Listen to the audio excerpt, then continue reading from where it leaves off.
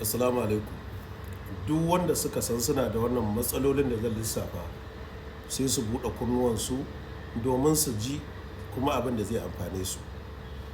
Duk mutumin da yake da ƙurajen fuskan nan na sanyi ne, na amosani ne, za ka iya amfani da wannan, za kuma ki iya amfani da wannan. Magani na ƙuraje wanda mace za ta yi namiji zai yi.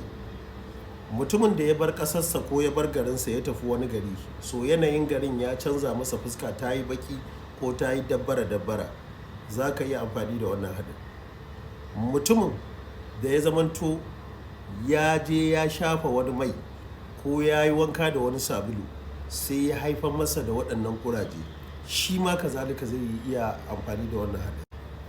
Ina baiwa Allah da aka ruɗa da fari, ita dai so take ta fari sai ka ce mayya, ta je ta dingi kwaɓa mayai, nan dabbara, nan coca-cola, nan fanta, nan sprite, nan wacece, fuskar nan ta yi kaca-kaca, yatsun hannuwanta yadda ka san mai dakan daddawa, yadda ka san wadda take ruba kalwa, haka agarar kafarta za ka ganta duk ta yi dabbara.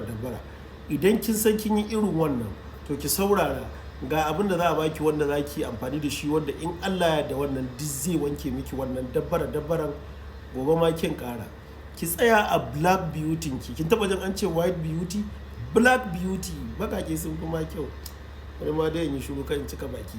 So tsaya ki gyara kanki baiwa Allah. Fari ba wai shi bane, kyau daban.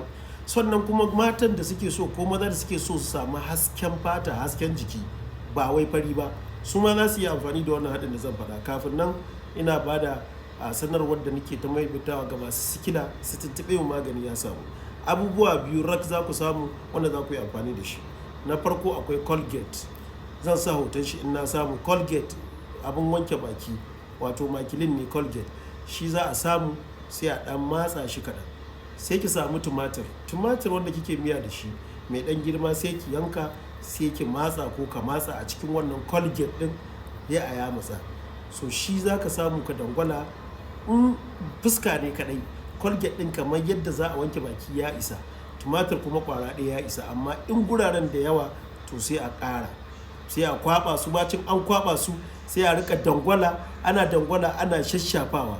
Idan aka shashafa za a bar shi ya yi kamar minti 20 a jiki, sannan sai a samu ruwan ɗumi sai a wanke.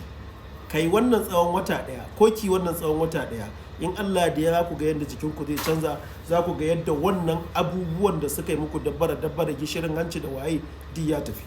Allah ya ba ku ikon haɗa.